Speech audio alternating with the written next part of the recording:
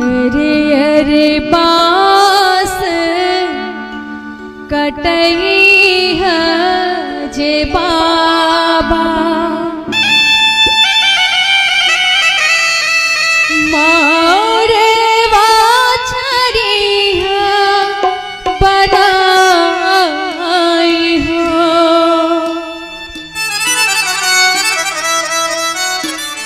आई है सुनर बर बैठी है मरवतर शोभत मारवा मोर शोभत मारवा मोर हरियर बास कटई है जे बाबा मारे वाछरी है बनाई हो आई है सुनर बर बैठी है मरवतर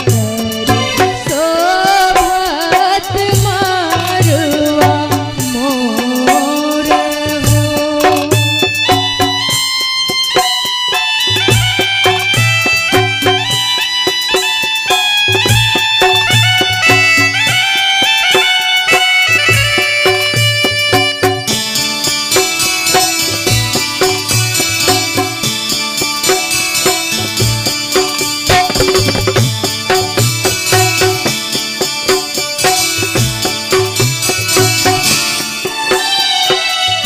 हरे बास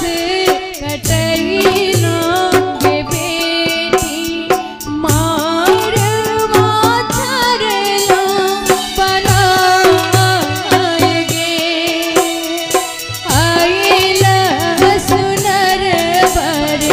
बैठल मरवतर शोभल मारवा मोर गे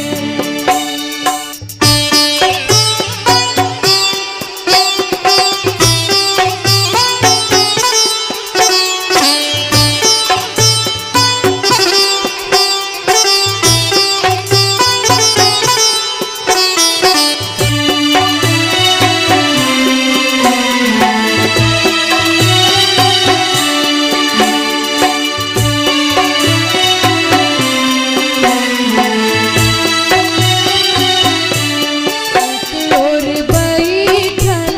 लौवा बाजे ब्राह्मण एक और जाना करे के पाप है मरवा पलव चढ़ी बैठल सुनर बर शोभल मारवा मोर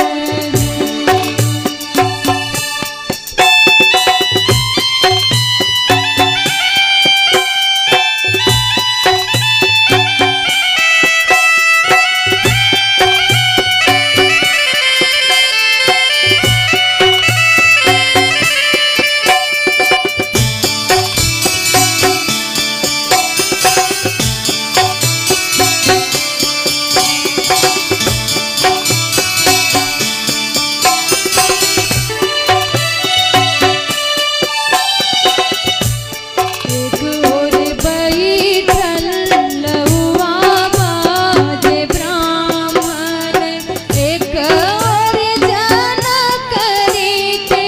लोग हैं अमवा पलव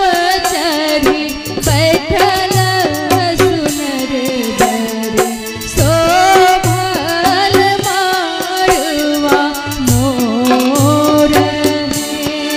हरियर बास कटई है जे बाबा